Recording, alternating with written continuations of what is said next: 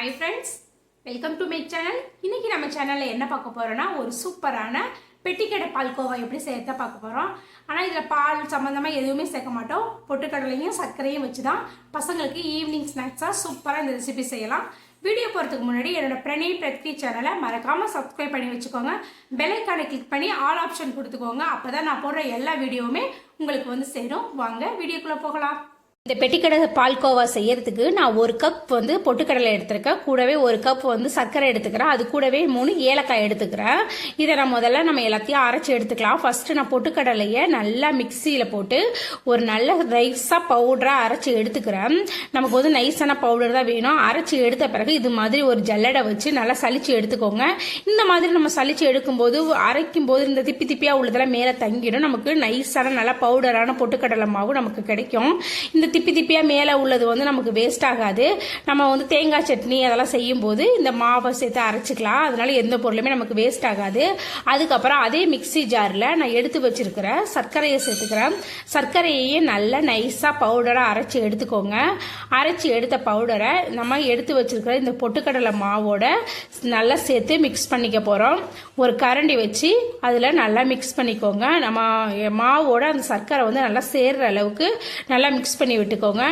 நம்ம வந்து ரவா உருண்டை அதெல்லாம் செய்யும் போது நம்ம எப்படி நம்ம ப்ராசஸ் பண்ணுவோமோ, ரவா கூட எப்படி வந்து நம்ம சர்க்கரையை சேர்த்து அரைப்போமோ, அதே மாதிரி நீங்கள் பொட்டுக்கடலை அரைக்கும் போது இந்த சர்க்கரையும் சேர்த்து நீங்கள் அரைச்சிக்கலாம். நான் தனித்தனியாக அரைச்சி எடுத்துக்கிறேன். பாருங்க மாவு ரெடி ஆயிடுச்சு.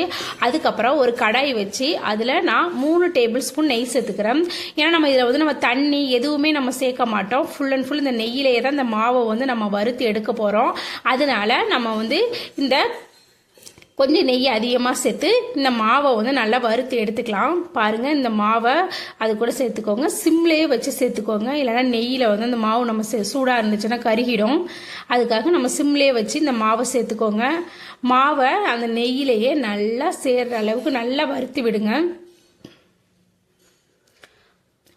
பாருங்கள், நல்லா வறுத்து விடுங்க. அந்த நெய்யில் வந்து ஃபுல்லாக அந்த மாவு வந்து ஃபுல்லாக கலக்கணும். சிம்லேயே இருக்கட்டும், ஹை ஃப்ளேமில் அடுப்பை வச்சிடாதீங்க. சிம்லேயே வச்சு வறுத்து எடுத்துங்க. பாருங்க, இப்போ நம்ம வந்து கையால் ஒரு உருண்டை பிடிச்சோம்னா பிடிக்கிற அளவுக்கு மாவு இருக்கும். இதுதான் கரெக்டான பதம். அதுக்கப்புறம் இந்த மாதிரி நான் ஒரு பாக்ஸ் எடுத்துக்கிறேன். இந்த பாக்ஸில் நம்ம எடுத்து வச்சிருக்கிற மாவை கொட்டி எந்த அளவுக்கு அழுத்தி நம்ம வந்து அதில் வந்து நம்ம மாவை வந்து நம்ம அழுத்தம் கொடுக்க முடியுமோ அந்த அளவுக்கு அந்த டப்பாவில் நல்லா ஃபுல்லாக மாவை வந்து நல்லா அழுத்தி கொடுத்துக்கோங்க. நல்லா வந்து திக்கா மாவை கொட்டி நல்லா வந்து நல்லா அழுத்தி கொடுத்துக்கோங்க. நல்லா அழுத்தி கொடுங்க. நமக்கு வந்து சரி அழுத்தி கொடுக்கறதுனால நமக்கு திரும்ப கொட்டும் போது நமக்கு வந்து கொட்டாதுன்னு நினைக்க வேணாம். இந்த மாவு வந்து நம்ம நெய்யில் நல்லா வறுத்துருக்கிறதுனால நமக்கு எதுலேயுமே ஒட்டாது. நமக்கு திரும்ப கொட்டும் போது நல்லா வரும். பாருங்க, மாவு வந்து சூப்பராக ரெடி ஆயிடுச்சு. இந்த அளவுக்கு நல்லா அழுத்த கொடுத்துக்கோங்க. அதுக்கப்புறம் ஒரு பிளேட் வச்சு இது குப்பரை கவுத்தோம்னா நமக்கு அந்த எந்த டப்பா ஷேப்பு வச்சோமோ அதே ஷேப்புக்கு நல்லா அழகாக வந்து விழுந்துடும்.